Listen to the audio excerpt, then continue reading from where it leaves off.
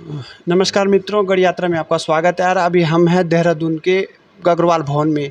तो हमारे साथ मुख्य मेहमान हैं हिमालय क्रांति पार्टी के संरक्षक अजय जी। अजय जी, आपका 2 दिवसीय पंचायती राज के बारे में कुछ जानकारियाँ जो आपने दी है और क्या उद्देश्य आपका था कि ये प्रोग्राम जो आपने रखा? एक तो मैं गढ़ यात्रा का बहुत बहुत शुक्रगुजार हूँ कि आपने यहाँ पे समय दिया। तो ये हमने देखिए क्या है कि जब हम राजनीति की बात करते हैं या विकास की बात करते हैं तो राजनीति इससे बहुत जुड़ी हुई चीज़ है। और राजनीति की प्रथम सीढ़ी अगर आप ये देखें, प्रथम इकाई होती है ग्राम पंचायत। तो अब उत्तराखंड में त्रिस्तरीय चुनाव घोषित होने वाले हैं। बेसिकली शायद घोषित भी हो चुकी है, सितंबर एंड में निकाय चुनाव हैं। तो इसको अगर आप ये देखें कि हम व्यक्तिगत तौर पे एक ग्राम सभा, क्योंकि अगर मैं पहाड़ को देखता हूँ तो मैं गाँव को देखता हूँ। मेरा पहाड़, मेरा उत्तराखंड, जब भी आप बात करेंगे आपको कोई बड़ा शहर नहीं दिखेगा, वो केवल गाँव की बात होती है। गाँव में सुविधाएं नहीं हैं, गाँव में बेसिक फैसिलिटी नहीं है, इसकी वजह से लोगों ने प्लान किया। अब जो आपके पास त्रिस्तरीय चुनाव होते हैं, आपका एक नेतृत्व बनता है ग्राम प्रधान। आपके गांव का जो नेतृत्व करता है ग्राम प्रधान करता है, क्षेत्र का क्षेत्र पंचायत करता है, जिले स्तर पे मतलब जितने भी ग्राम सभाएं आती हैं उस पर जिला पंचायत है। तो ये जो त्रिस्तरीय चुनाव होते हैं, इसमें ग्राम स्वराज की परिकल्पना को दिखाया, मतलब अधिकार दिए गए, ग्राम स्तर पे अधिकार दिए गए कि आप इनके अंतर्गत आप अपना काम कर सकते हैं।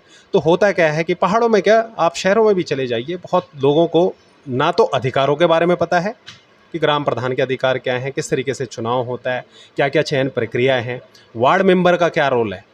अगर आप इसमें जाने हैं तो वार्ड मेंबर की ताकत क्या है कोई नहीं जानता, और उसके बारे में कोई बात भी नहीं करता है, वो प्रधान का क्या रोल है। तो ये छोटी छोटी चीज़ें मैं आपको बता रहा हूँ। तो क्या है कि जानकारी जो अगर आपको मिलेगी, आपको पता है कि यार मैं यहाँ से काम कर सकता हूँ, इस सेक्टर में काम कर सकता हूँ, इस क्षेत्र में काम कर सकता हूँ, यहाँ से मुझे वित्त मिल सकता है, यहाँ से मैं पैसा ला सकता हूँ, और इस प्रकार का मैं कार्य योजनाएं बना सकता हूँ। अब जानकारी नहीं है तो मैं बन तो गया, लेकिन आगे करूँगा क्या। तो जानकारी आदमी को मजबूत बनाती है। तो जानकारी लेने का हम लोगों ने प्रयास किया, और इस जानकारी के माध्यम से हम पूरे उत्तराखंड में जो हमारी 7,950 करीब ग्राम पंचायतें हैं, पूरे उत्तराखंड में हमारी कोशिश होगी इनको मजबूत करने की, इन लोगों को गाइड करने की। जो भी वहाँ पे हमारे प्रतिनिधि चुन के आए उनको गाइड करें, अगर वो चाहते हैं तो। बड़ी बात यह है, अगर आप खुद काम करना नहीं चाहते तो फिर तो क्यों जुड़ना है। लेकिन अगर वो चाहते हैं, और मैं ग्राम के लोगों से ये विनती करता हूँ कि आप चयन कीजिए कि आपका वार्ड मेंबर कौन होगा, कौन आपके विकास कार्य को देखेगा, उसमें आपकी भागीदारी क्या होगी।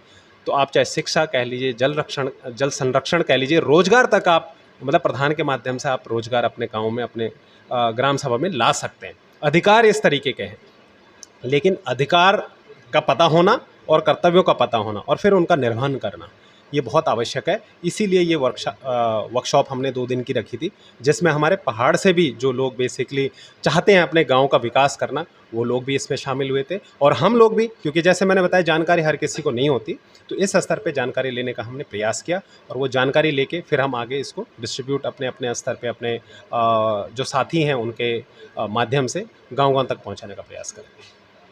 जैसे कि आपने बताया कि एक वार्ड मेंबर, प्रधान और एक क्षेत्र पंचायत, ये 3 मुख्य त्रिस्तरीय जो चुनाव होते हैं, तो उसमें जो मुख्य भागीदारी प्रधान की रहती है, तो थोड़ा आप हमारे दर्शकों को बताएंगे कि प्रधान और वार्ड मेंबर जो ग्राम पंचायत को क्रिएट करते हैं, ग्राम पंचायत द्वारा जो कार्य किए जाते हैं, इनके द्वारा जो कार्य किए जाते हैं वो ग्राम ग्राम पंचायत में आते हैं, तो क्या उनकी भूमिका रहती है? जैसे अगर हम प्रधान से बात करें तो, या फिर कोई प्रधान सही काम नहीं कर रहा है तो उस दिशा में कि कोई डिसीजन वार्ड मेंबर या गांव के नागरिकों द्वारा लिया जाए कि, मतलब ये तो संभव नहीं है कि हर व्यक्ति को ग्राम प्रधान खुश कर पाए या उसकी कार्य प्रणाली पे कर खरा उतरे, लेकिन कहीं ना कहीं ऐसी समस्याएं हो जाती है कि 5 साल तक किसी प्रतिनिधि को झेलना है या वो काम ही नहीं करना चाहता है, तो क्या उनके अधिकार हैं नागरिकों के, और क्या वार्ड मेंबर के अधिकार का थोड़ा सा?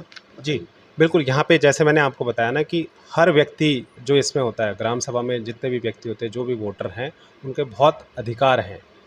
वो हर कार्य योजना पे भागीदारी निभाते हैं, डिसाइड करते हैं कि मेरे क्षेत्र में, मेरे गाँव में कौन-सी कार्य होने चाहिए, और इसकी एक मीटिंग, एक बैठक होती है, उसमें ये नियोजन कार्य कार्य योजना तैयार किए जाते हैं और फिर वो आगे प्रोसीड किए जाते हैं वित्त के लिए, और वो आपका सेक्शन होता है और उसके आधार पे आपके काम होते हैं। पहली बात तो कार्य में यहाँ क्या क्या कार्य होने हैं, इसमें आपकी भागीदारी है। दूसरी बात ये आती है कि अगर ग्राम प्रधान वो कार्य नहीं कर रहा है तो फिर आपके पास क्या अधिकार है। तो आप ये मान लीजिए कि अगर ग्राम प्रधान आपने चुन तो लिया कि यार बहुत अच्छा व्यक्ति है, काम करेगा, और वो मान लीजिए काम नहीं कर रहा है, तो आपके पास इस तरीके के अधिकार हैं कि महाभियोग चला के आप ग्राम प्रधान को हटा सकते निरस्त कर सकते हैं। हैं। बिल्कुल। महाभियोग, तो इसमें कितने वार्ड मेंबरों की ज़रूरत होती है कि हम ग्राम सभा को निरस्त कर दें? देखिए, हमेशा जैसे मैंने बताया ना, ग्राम सभा के लोग हमेशा 2/3 का होता है जो लोकतंत्र है।